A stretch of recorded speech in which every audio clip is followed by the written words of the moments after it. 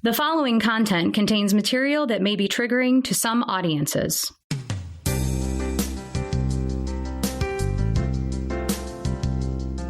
Welcome to the Hope Discovered podcast by CommQuest.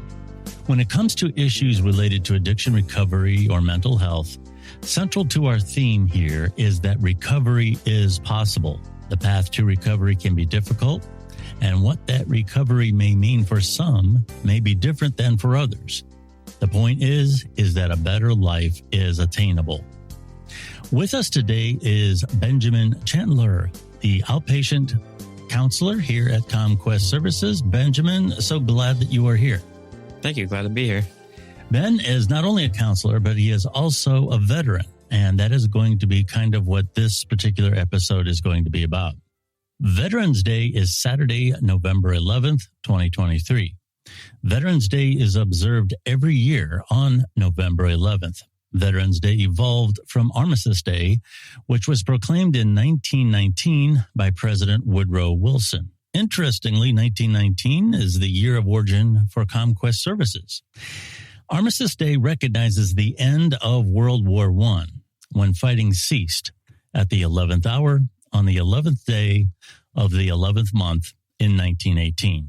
Veterans Day is intended to thank all those who honorably served in the military in wartime or peacetime.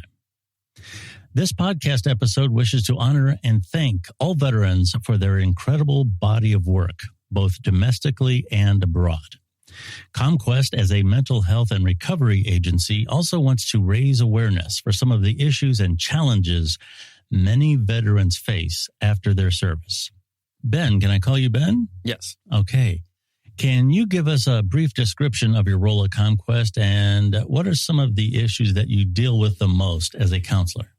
I'm currently over at Market Avenue as an outpatient counselor. I also run the evening IOP for addictions, and the most common one that I see is post-traumatic stress and addictions issues.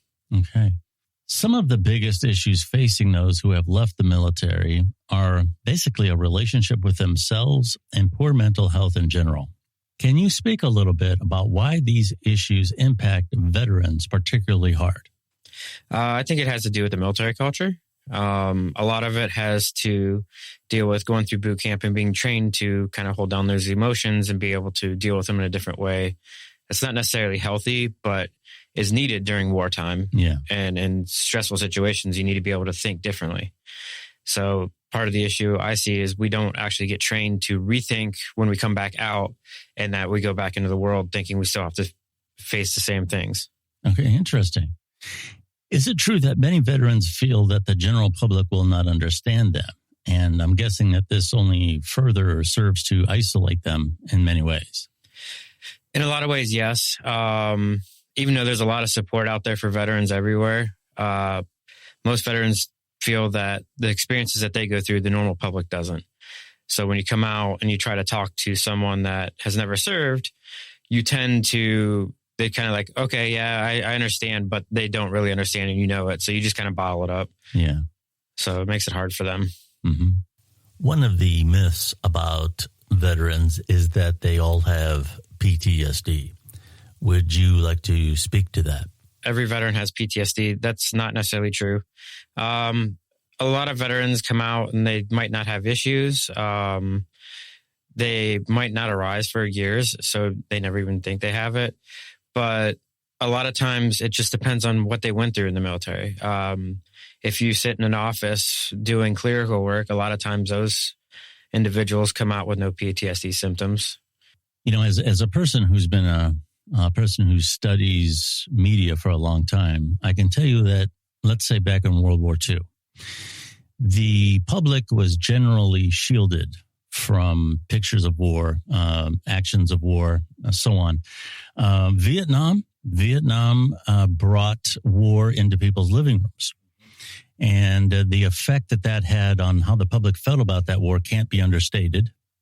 However, even those images, there was a delay getting them there. They were processed, they were edited, and so forth.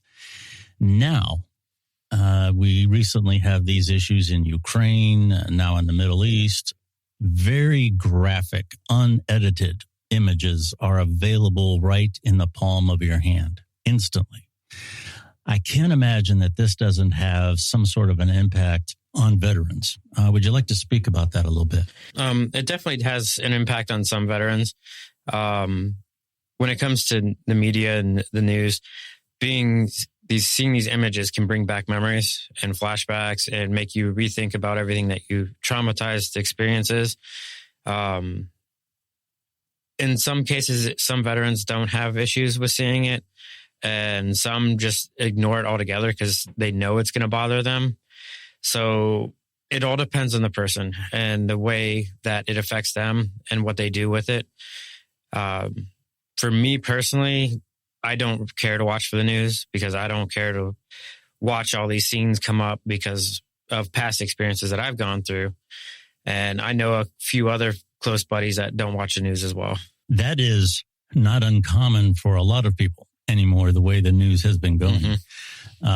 Some of the news has been very unsettling for a lot of individuals. So that's something that's very common. What are the best ways for veterans to find out more about available resources in our community? Outreaches. A lot of veterans come out of the military and are like given, here's your life, see you later, and not really knowing what resources are available to them. That's the biggest thing that I have found is that veterans don't know what's all out there for them.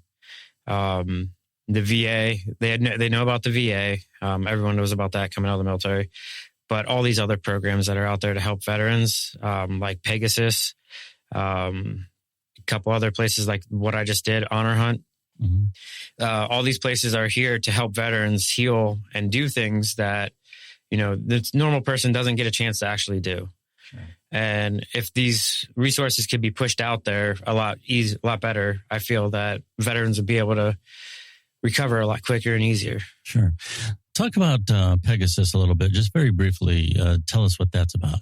So Pegasus, they just changed the name on me, and I'm trying to remember what it is. I think it's the Military and First Responder Family Center out in Louisville.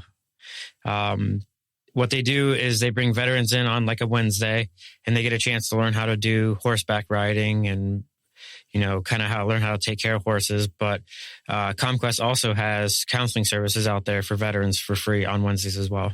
A while back, we did a program about Pegasus and the relationship between horses and individuals. And that, for some reason, works really well with veterans. Do you have just your own personal experience? Is there a reason why you feel that relationship works so well? So horses are very intuitive. They're just like dogs. They can tell when something's not right, when something's wrong. And that's what makes them special, because they can sit there and be like, okay, you're not right today. So I'm just going to sit here and kind of nudge you and make you feel better. And like, hey, come pet me, or, they like nibble at you, letting you know that something's not right. We hear a lot about the rate of suicide with veterans. And I know that a lot of people out there here, again, with the news and other things, they're being impacted. What message of hope would you have for both veterans or their families in terms of what they're going through, whether it be recovery from trauma or any mental health issue, any type of stress that they may be under? What message of hope would you have for them? I guess my message of hope would be, there's help out there for you. You have to find it, but once you find it, life can get a lot better for you. Sure. Is there any special information that somebody should have when contacting CommQuest about the services, and especially if they are a veteran? If you're a veteran and looking for services from another veteran, when you call in or come in to make an appointment, definitely let them know that you're a veteran and that you'd like to see a veteran counselor. That way they can hook you up with one of us and possibly be able to get you in counseling with just us then. Okay, that is absolutely great information. And I know I'm not a veteran myself. I have a whole family full of them. And for whatever reason, that is so important. They feel a kinship with other people that have served. And I understand that it's kind of like a group of people who have been in a plane crash or something together. They share something that just cannot be explained to other people. So that's great information. If you would like more information about CommQuest and what we do, I would advise you to go to CommQuest.org.